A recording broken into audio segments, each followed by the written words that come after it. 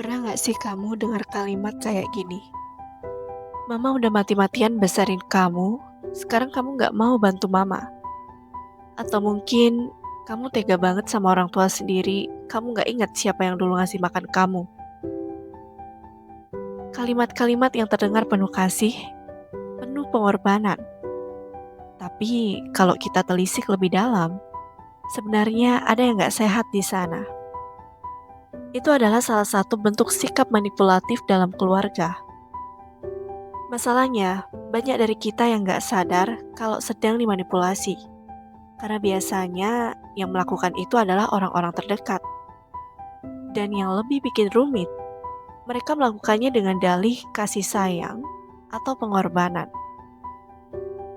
Dan di video kali ini, kita akan bahas ciri-ciri sikap manipulatif dalam keluarga yang jarang disadari.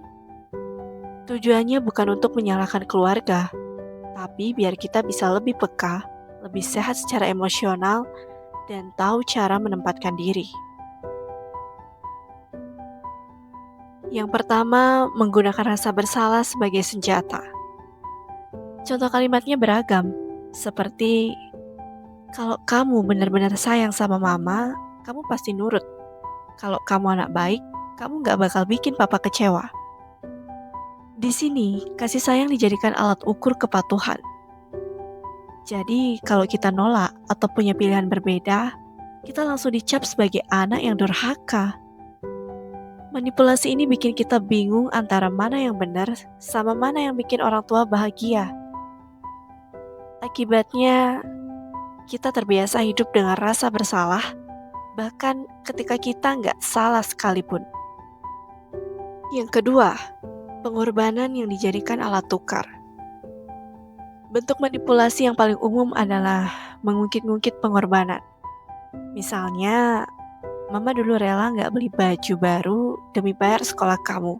Masa sekarang kamu nggak mau nurut? Sekilas, kalimat ini penuh heroisme. Tapi sebenarnya, ada maksud tersembunyi.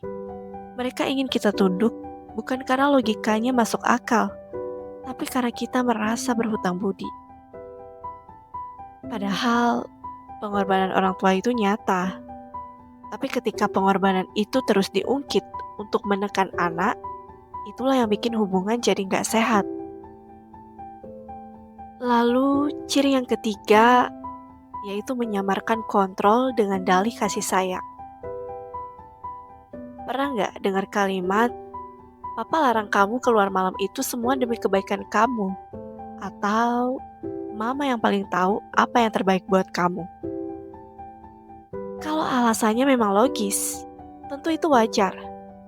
Tapi seringkali, dalih demi kebaikan dipakai buat membungkus keinginan untuk mengontrol. Sehingga anak nggak punya ruang untuk belajar mengambil keputusan sendiri. Hasilnya apa? Kita tumbuh jadi orang dewasa yang takut ambil keputusan karena selalu merasa ada yang salah dengan pilihan kita. Yang keempat, menggunakan perbandingan untuk melemahkan. Coba lihat tuh kakakmu, dia nurut banget. Kamu kapan bisa kayak dia? Atau lihat anak tetangga selalu bantuin orang tuanya. Kamu mah apa? Kalimat perbandingan ini bukan sekedar kritik. Ini manipulasi halus yang bikin kita merasa nggak pernah cukup. Tujuannya ya supaya kita tunduk, supaya kita mau berusaha keras memenuhi standar yang mereka tetapkan. Tapi efek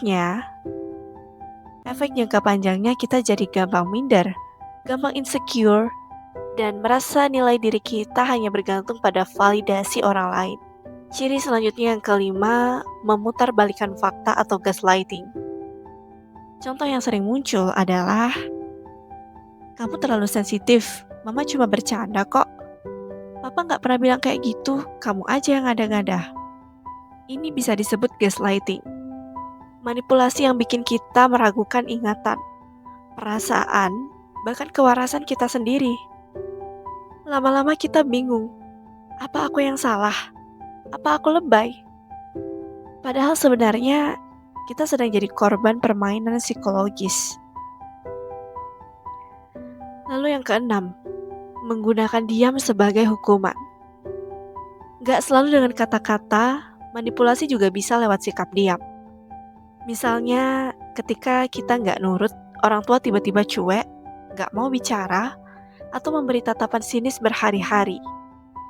Ini adalah bentuk kontrol emosional yang bikin kita gelisah, takut ditolak, dan akhirnya nurut bukan karena sadar, tapi karena ingin mengembalikan suasana yang aman. Ciri yang ketujuh, menciptakan hutang emosional yang tak pernah lunas. Kalau kita perhatikan, manipulasi dalam keluarga sering berkaitan dengan hutang emosional. Contohnya kayak, Papa kerja banting tulang buat kamu. Mama udah kasih semua buat kamu. Kalimat ini seolah menanamkan perasaan kita berhutang sesuatu yang gak akan pernah bisa kita bayar lunas. Sehingga apapun yang kita lakukan rasanya selalu kurang. Dan pada akhirnya hutang itu dijadikan kendali. Setelah tahu ciri-ciri tadi, mungkin ada yang mulai mikir, kalau gitu apa artinya semua orang tua manipulatif? Jawabannya enggak juga. Banyak orang tua melakukan ini tanpa sadar. Mereka meniru pola yang juga mereka dapat dari generasi sebelumnya. Mereka mungkin gak punya alat komunikasi yang sehat, jadi yang mereka tahu hanyalah cara ini. Tapi yang penting buat kita adalah menyadari, karena kalau kita sadar, kita bisa memutus rantai manipulasi ini. Lalu apa yang bisa kita lakukan? Yang pertama, sadari dan beri nama perilakunya. Begitu kita bisa bilang ini manipulasi, kita gak lagi kebingungan. Kita tahu bahwa perasaan bersalah yang datang bukan selalu salah kita. Yang kedua, belajar menetapkan batasan atau boundaries. Batasan bukan berarti kita nggak sayang sama keluarga. Justru batasan itu bentuk sayang yang sehat. Yang ketiga, cari cara komunikasi yang lebih sehat. Kalau memungkinkan, bicarakan dengan cara yang tenang. Misalnya, alih-alih debat, coba bilang, aku ngerti mama capek, tapi aku juga butuh ruang buat ambil keputusan sendiri. Dan yang terakhir, jangan ragu cari support system. Kalau kita merasa sendirian, curhat ke teman, mentor, atau profesional bisa bantu banget. Karena seringkali kita butuh perspektif luar untuk sadar kalau yang kita alami itu nggak normal. Manipulasi dalam keluarga itu ibarat luka yang nggak kelihatan. Dari luar mungkin semua kelihatan tampak baik-baik aja. Tapi di dalam, ada banyak anak atau bahkan orang dewasa yang tumbuh dengan rasa bersalah, takut, dan tidak pernah merasa cukup. Menyadari ciri-ciri ini bukan berarti kita berhenti menghargai pengorbanan keluarga. Tapi ini adalah langkah awal untuk membangun hubungan yang lebih sehat.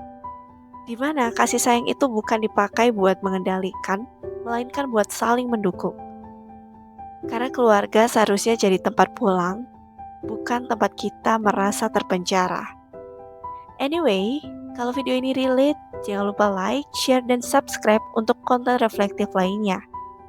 Buat kamu yang lagi di posisi ini, semangat ya! Jangan takut untuk terus belajar membangun keluarga yang lebih sehat, di mana cinta gak lagi dipakai untuk mengendalikan, tapi untuk menguatkan.